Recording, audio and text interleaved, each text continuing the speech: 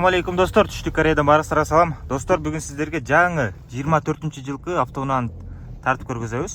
Үстүндө баратат. Бул автоунаа достор Kia K4 деген автоунаа болушу мүмкүн. Себеп 2024-кө ушундай автоунаа чыккан атат. Азыр муну жүктөп баратышат. Кайсыл жака баратат билбейм. Көрүнүшүнөн K4-кө окшоп атат. K4 жакында бүт бар жокон айтып баштайт да. Ушундай автоунаа чыкты деп. Буларды ушинтип ороп, бүт бар жогон жаап, устопторун эле ачып туруп, эки тоголок болуп турат. Ошентип туруп анан айдап көрүшөт. Тест кылыпчы көчөлөрдөн. Кечке ушу Кореяны айланып жүрөт. Андан кийин чыдамдуулугуну, бүт бардыгын айтып чыгышат. Ушундай майы ушунчага жетет, андай мындай деп. Азыр болсо ошол машина баратат. Менин оюмча ушу K4. Кийин көрөсүздөр го.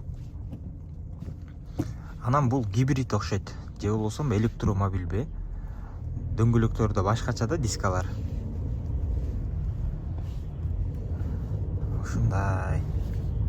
Кореяда ушу бат-баттан эле машиналар чыгып өзгөрүп турат да.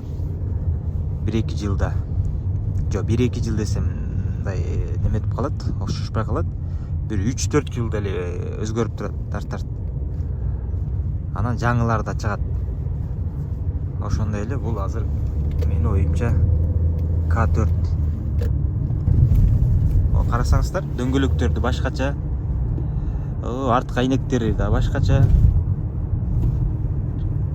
Ушу K4 окшойт. Азыр бул жактан токтойт азыр. Мынакей достор, ушундай автоунаа.